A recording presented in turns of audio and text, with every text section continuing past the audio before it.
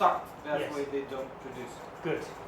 So when we answer these questions, guys, we need to answer them and elaborate more. So the key strengths for Apple are they spend less on advertising than Samsung. Samsung spend 1.8 billion. Apple spend 1.8 billion, and Samsung spend 3.4 billion. So that means that Apple are more effective in terms of what they're doing. And if they're more effective and their brand image is stronger, then they don't have to work as hard. So they've got more disposable income to spend elsewhere. We've said that they've got extensive distribution. They have their own online stores. They have their own sales staff, direct sales staff. They have their own stores and they have extensive distribution networks in America, which means that they can get all these products in front of the end consumer so that it can be sold. If you can't get your product seen, you can't get it sold. So it makes them strong. They have vertical integration. They're vertically integrated from manufacturers to the retail stores, so they have complete control over pricing. They don't have to give the discounts. They don't have to give promotions. They don't have to give a discount to a network retailer if they're selling it into their own stores. They can sell it at the maximum profit margin. Yeah. Weaknesses.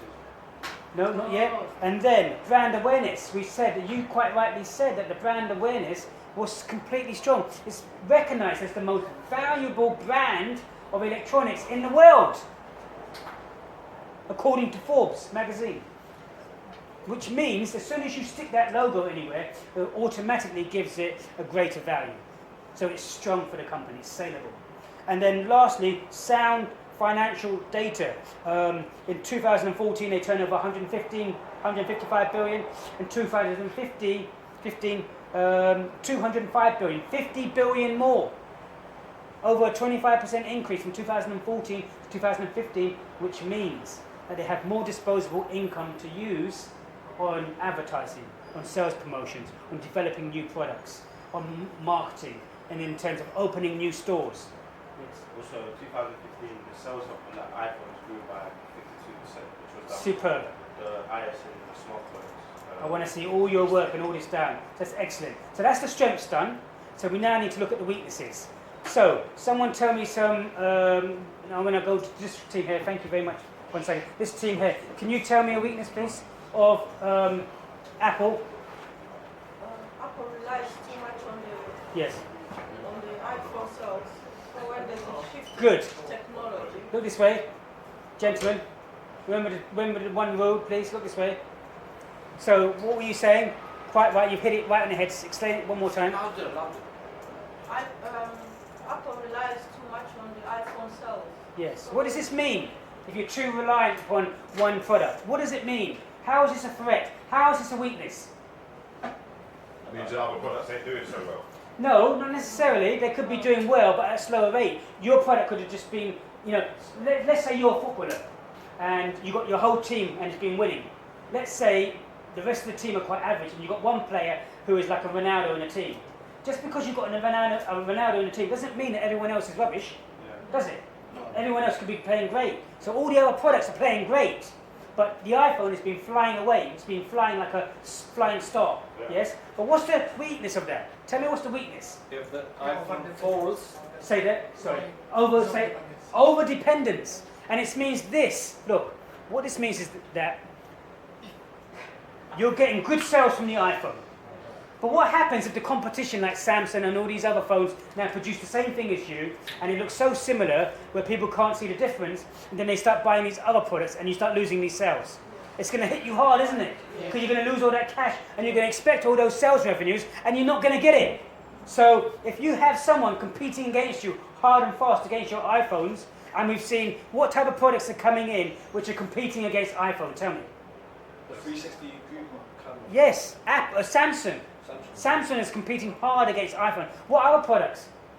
Google now bring out their same phones with all the same features as Apple. So again, you've got companies which are competing, which is it's a risk if the companies keep happening to what? You don't need to ask. I thought the camera was there. Your camera is there.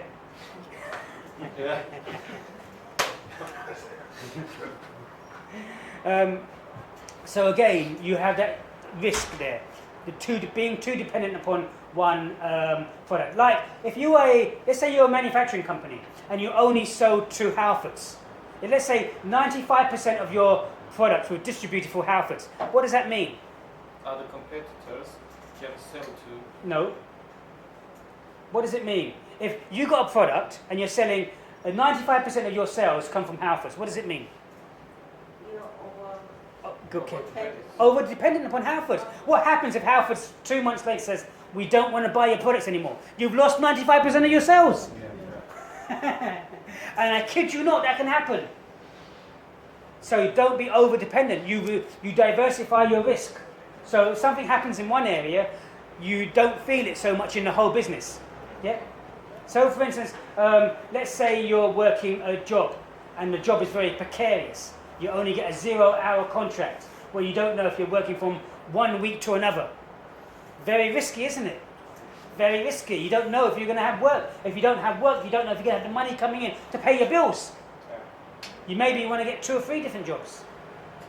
Yes. Another one, Yes. low expenditure research. So Apple, they haven't introduced anything Good. new that Good. would disrupt the market and Yes. allow the company to grow. And that's a weakness. They're not spending as much on research and development in terms of the market industry, in terms of how much other companies are spending, like Samsung and so on and so forth. And this means that other companies can come up with other innovative products. Look at the 360-degree camera. You look at the headgear that Samsung is using. Look at the camera that Samsung's camera far exceeds that of the iPhone.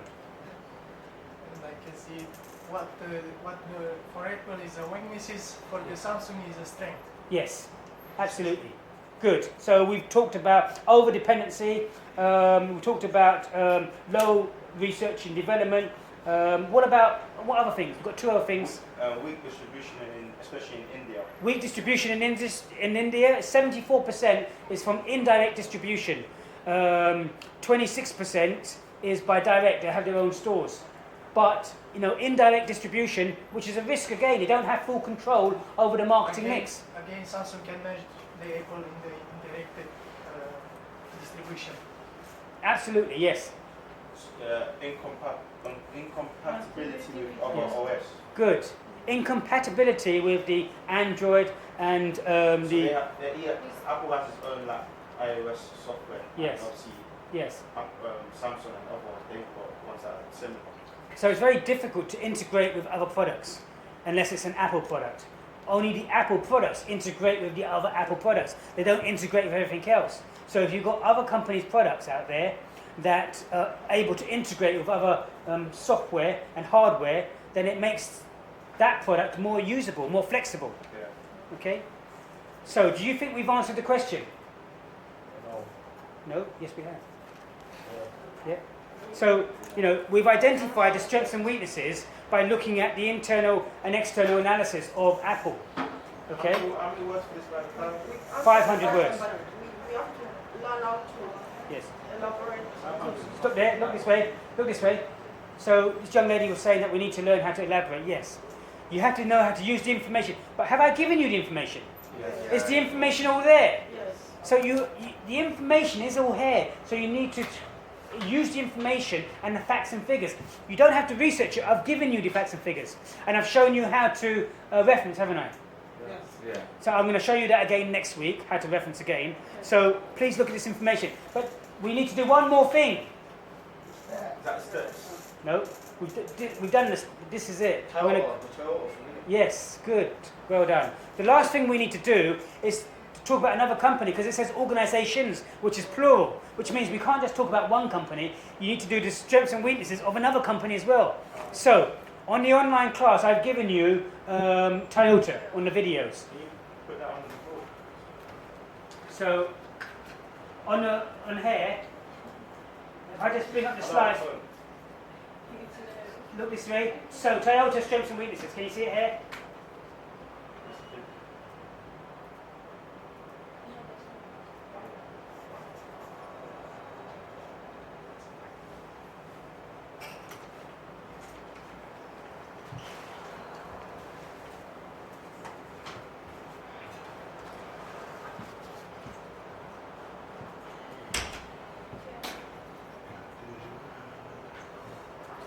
Okay, look this way. this way, please. Ooh, not that. So, look this way, guys. So on here, you've got Toyota's strengths and their weaknesses. You know, Toyota's strengths, strong brand image, global supply chain, rapid innovation capabilities because they invest so much into research and development. Okay? Weaknesses, hierarchical organizational structure, tool-based structure. Before, it was very, all the decisions had to come from Japan, but now they've decentralized the decision-making process. So now the regional sectors of their global empire can now make decisions. Okay, so all the information is in here and on the videos. So, sorry. yes. What means that others can make decisions? Okay, so let's say, for instance, look this way, guys. So, Toyota have various areas. So they classify North and South America as one region. They classify Europe as one region. They classify Asia as one region. And all these regions, before they can make decisions and do things, had to report to the head office in Japan. So they couldn't actually make their own decisions as regards to manufacturing, opening new plants, what they should do, where they should open, about Brexit. But now,